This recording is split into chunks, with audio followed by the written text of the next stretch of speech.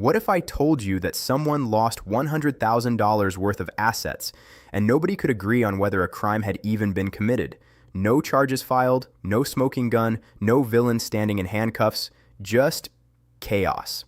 A man named Brian spent years building something valuable, something rare. He handed it to a third party to manage. And then, during a single ownership transition, the trail went cold. Now here's the part that should terrify you. This wasn't crypto. It wasn't an NFT marketplace. It wasn't a DeFi protocol. It was Lego sets.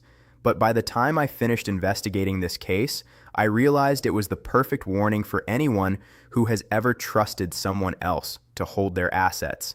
Because the mistakes Brian made, crypto investors make them every single day. Let's get into it. Brian wasn't a casual collector. He had spent years acquiring rare, retired Star Wars Lego sets, the kind of pieces that stop being manufactured and immediately become collectibles. We're talking sets that retail for $400 and later resell for $2,000. Sets that come in sealed boxes that collectors literally never open.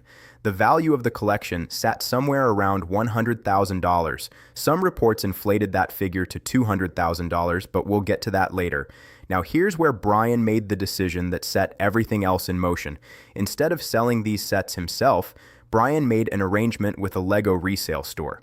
The deal seemed simple. The store would sell the sets on his behalf. Brian would receive a percentage of every sale. No blockchain, no smart contract, no verifiable ledger. Just a handshake agreement and a stack of valuable boxes sitting inside someone else's building. Sound familiar?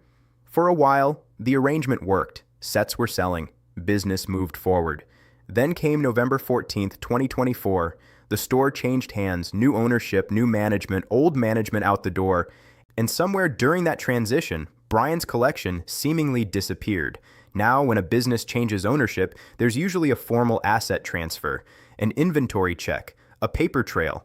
But here, nobody was looking at the same list. The old owners pointed fingers at the new owners. The new owners pointed fingers back. Everyone had a different version of what was inside the store at the moment ownership changed. We're not talking about a few missing items.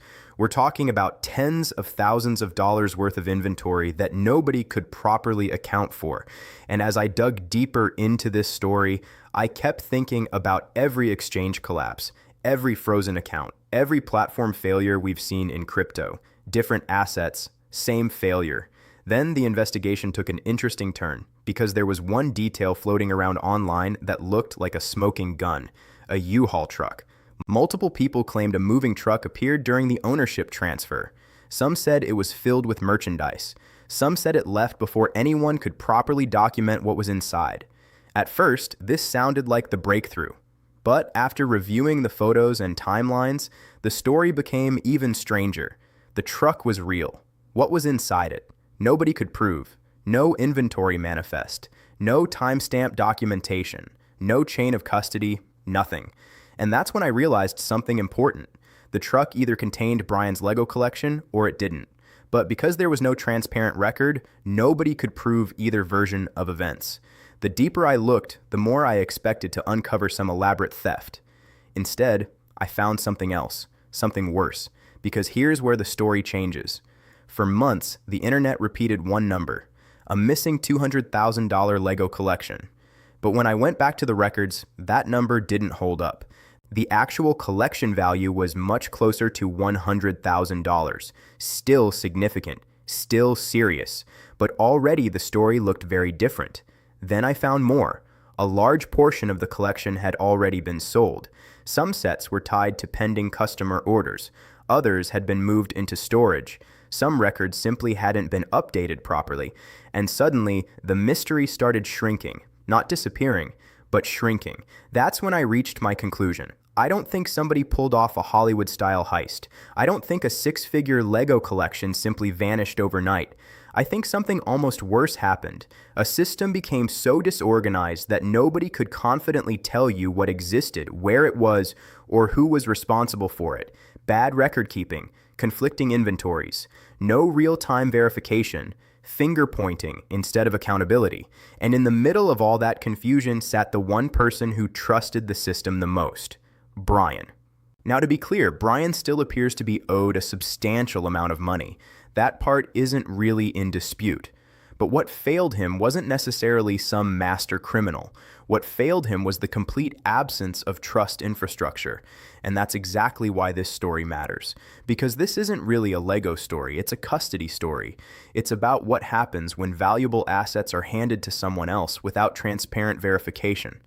Brian trusted records he couldn't independently verify. Brian trusted inventory he couldn't audit. Brian trusted a system that depended on everyone agreeing on the same version of reality. And when that agreement disappeared, everything became chaos. The more I looked at this case, the more it reminded me of some of the biggest disasters in crypto history. Assets handed to third parties, no independent verification, no transparent proof, conflicting records, excuses after the fact, and people discovering the problem only after something goes wrong. Brian couldn't audit his Lego collection in real time.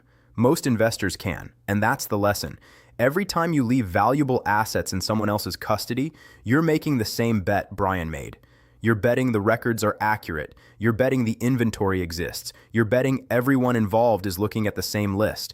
And if that assumption turns out to be wrong, the damage is already done. Which brings us to the biggest question in this entire story. Who takes responsibility? Because in Brian's case, no clear villain ever emerged. Just a chain of small failures. Poor communication, missing documentation, a transition nobody properly supervised, and a person who trusted the system getting hurt the most. The same thing happens every day in finance, investing, and crypto, not because every failure is malicious, but because chaos can be just as dangerous as fraud. That's the lesson I want you to remember. Never hand over significant asset custody without a verifiable record. Pay extra attention during transitions, acquisitions, migrations, and ownership changes. And never assume trust is enough when accountability can be documented. Because Brian's story still isn't over. He's still waiting for someone to take responsibility. And somewhere out there, someone watching this video might be waiting for the exact same thing. Don't be Brian. Verify everything.